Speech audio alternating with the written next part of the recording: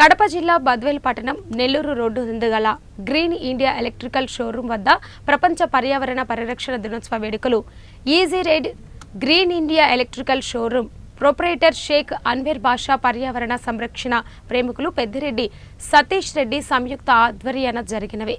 ముఖ్య అతిథిగా హాజరైన బద్వేల్ జిల్లా పరిషత్ బాలుర ఉన్నత పాఠశాల ప్రధాన ఉపాధ్యాయులు జి వెంకట సుబ్బారెడ్డి మాట్లాడుతూ పర్యావరణ పరిరక్షణ అందరి బాధ్యత అని, కాలుష్య నివారణకు చెట్లను నాటి బ్రతికించాలని, అలాగే వాహనముల నుండి వచ్చే కాలుష్య నివారణకు ఎలక్ట్రికల్ వాహనములను ఉపయోగించాలని కోరారు.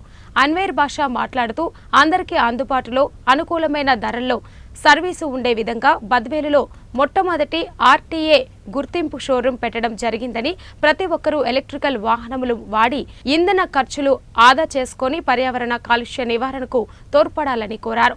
సతీష్ రెడ్డి మాట్లాడుతూ బద్వేలు పట్టణంలో 10,000 కానుగ చెట్లను నాటి పర్యావరణాన్ని కాపాడుట లక్ష్యంగా పనిచేస్తున్నారని, ప్రతి ఒక్కరూ ఒక చెట్టు నాటి పర్యావరణ పరిరక్షణకు సహకరించాలని పిలుపునిచ్చారు.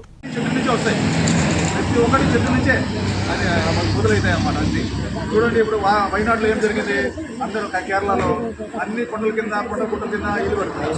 ఆ చెట్టును పర్యావరణ అందరూ గుట్టలు కొట్టేసి అక్కడ చెట్టు ఇల్లు కట్టుకున్నారు. ఒకేసారి వాన పడే లోపల అంతా మూసిపోయినారు. సుమారుగా 5,000 మంది 10,000 మంది చనిపోయినారు. నిన్న స్విట్జర్లాండ్లో అది అంతే, ఐస్ కరిగిపోయి మొత్తం అంతా గ్లేషియర్స్ అంతా పడిపోయింది అన్నమాట. ఒక ఊరు ఎటో ఒక 2 days బిఫోర్ వైబ్రేషన్స్ వచ్చి వాళ్ళు కాపాడుకున్నారు. ఆ ఊరు వెకేట్ చేసినారు. వాళ్ళు వెకేషన్ చేసిన 2 రోజులకే మొత్తం పడిపోయింది ఐస్ అంతా.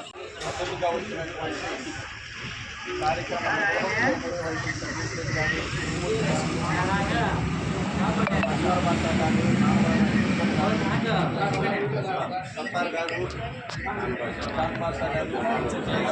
గారు వారికి ఇక్కడికి చేసినటువంటి పెద్దలకు నమస్కారం తెలియజేస్తూ పిల్లలకు శుభాశీస్సులు. పర్యావరణం అంటే మన చుట్టూ ఉన్నటువంటి పరిసరాలన్నీ కూడా కలిసి అభివృద్ధిలో భాగం. చెట్టు కావచ్చు, జంతు కావచ్చు, పక్షులు కావచ్చు, చిన్న క్రిమికీటకాలు, ఇవన్నీ కూడా పర్యావరణంలో అంతర్భాగమే.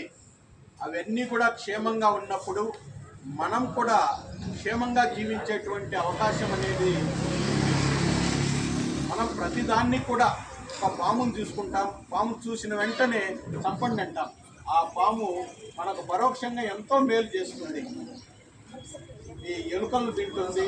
ఎలుకలు తిన్నప్పుడు ఎలుకలు అనేటువంటి పంటలు నాశనం చేసేటువంటి పరిస్థితి వస్తుంది. ఆ పంటలు నాశనం చేయకుండా అవి కాపాడుతుంది. అంటే ఒకటి మరొక దాని మీద ఆధారపడి